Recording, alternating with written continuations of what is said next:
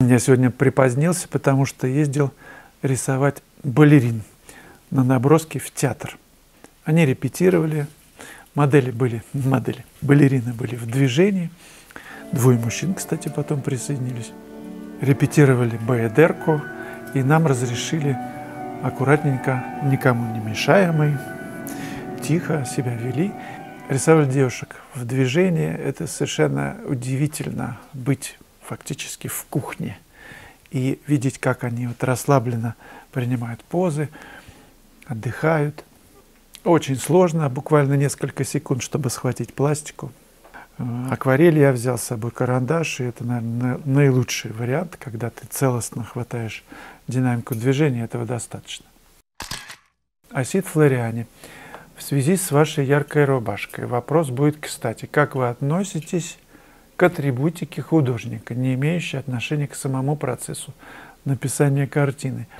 Как выглядеть, как вести себя по жизни или с покупателями, зрителями, что себе не позволять в бытовых или иных вещах и тому подобное, так далее, на ваше усмотрение.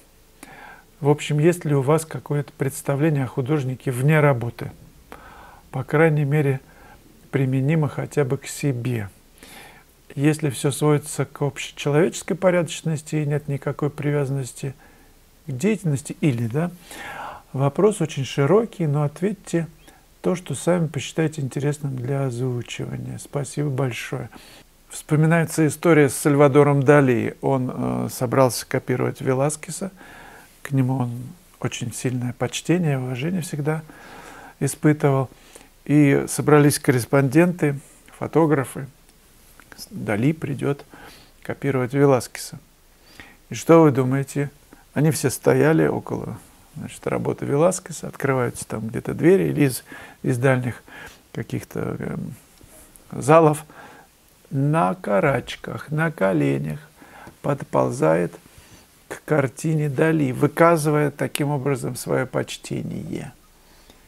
Все, значит, корреспонденты стоят, а он ниже всех. Ну вот такой шок был, да? То есть это такой эпатаж, такой придуманный им жест, чтобы наверняка и показать почтение, и повысить внимание к себе.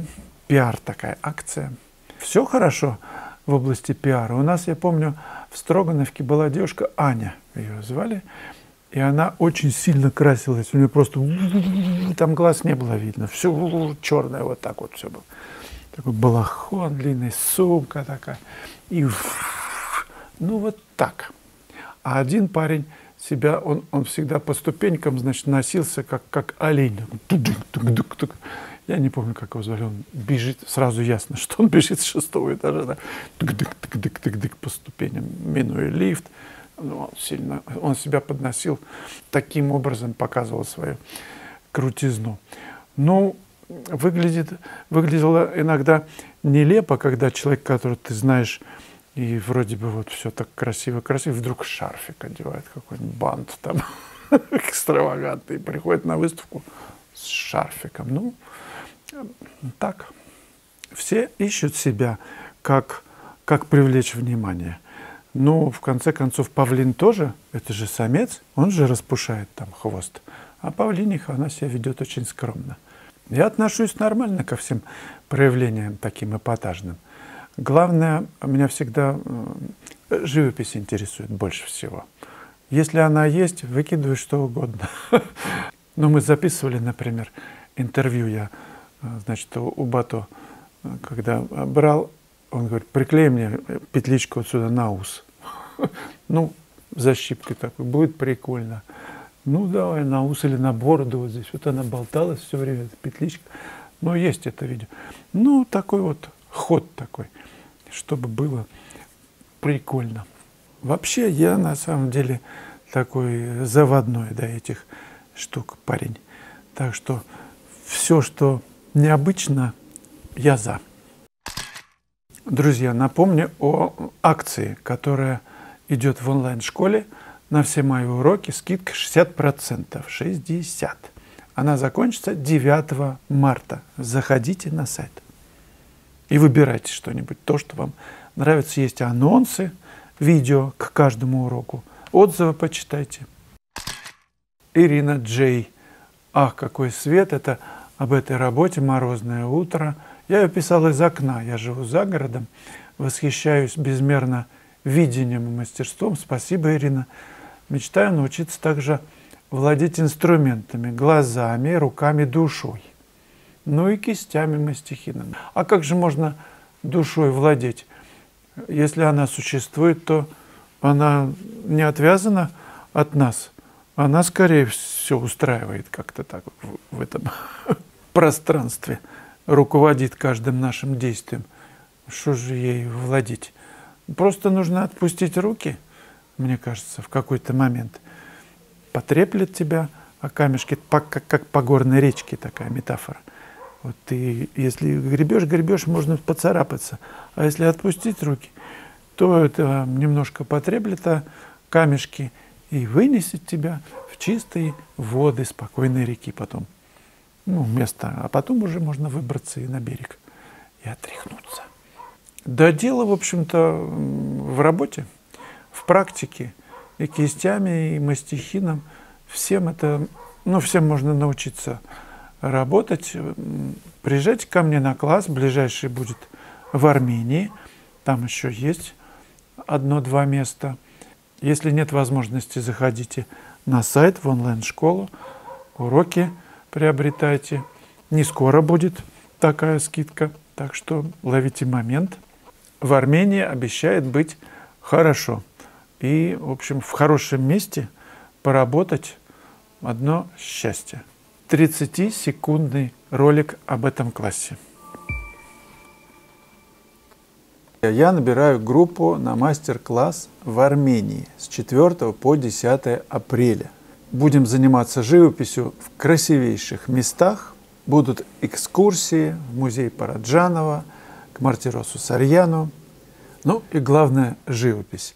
Весной, в период цветения, это большая удача. Приглашаю вас. Информация о классе выложена на моем сайте. UR5 – это действительно так. Прихожу после тяжелого дня, сажусь к мольберту и не замечаю, что уже час ночи. Получаю удовольствие, что просто пишу. Как моя жена говорит, каляки-маляки. Что выбрать из уроков: композиция в пейзаже или перспектива? Я понимаю, что оба, но все же, насколько важно передавать точные формы предметов или мои ощущения о нем, мое восприятие его. Да все важно. Фундамент, конечно, перспектива, естественно. Нужно понять, как в пространстве, что находится. Причем перспектива, 28-й урок, он такой, практический. То есть вы берете лист бумаги и вместе со мной рисуете, там все очень понятно и просто, все вот эти возможные варианты перспективных сокращений. Прорисуйте один раз и покончите с этой задачей навсегда, с какими-то непонятками в перспективе. Вообще, на самом деле, вопрос, конечно, практики. Я замечаю у многих художников, кого знаю, у которых вот слабое место.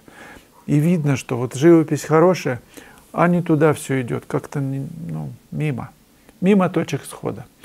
И, конечно, это все сразу непрофессионально проигрывает. Какая бы ни была живопись, это тоже все равно в мусорку. Но художник должен уметь рисовать. Перспектива – основа. Как это? Ты живопись, значит, у тебя хорошо, а перспективы нет. И это все равно, что я приводил простой пример.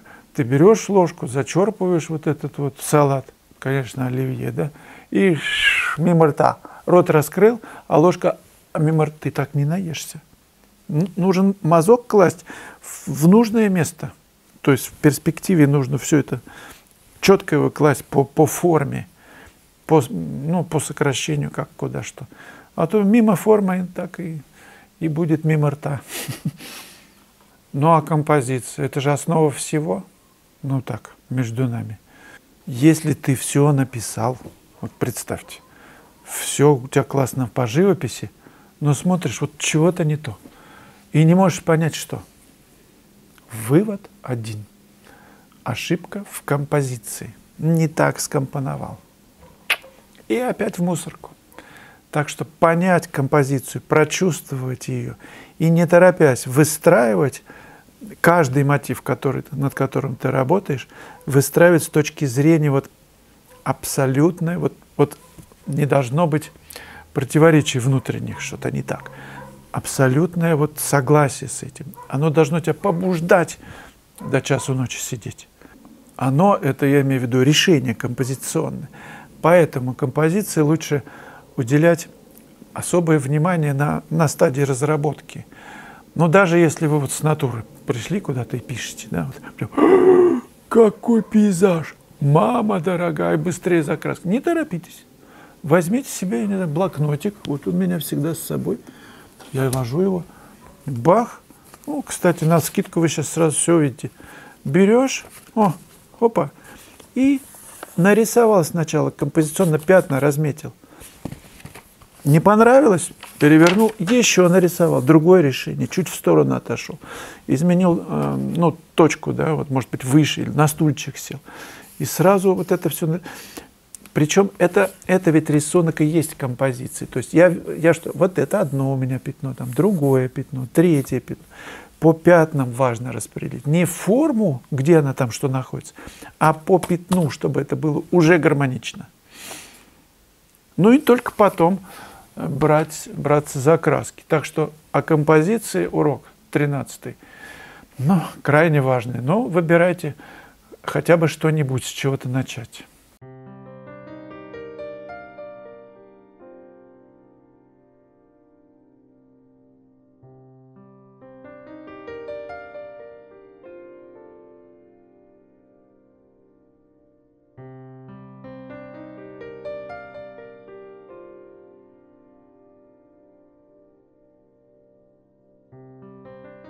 В конце этого ролика будет прямая ссылка на видео 278 «Цвет стихий». Там писался этот мотив. Я предлагаю посмотреть, как это было написано, как это делалось.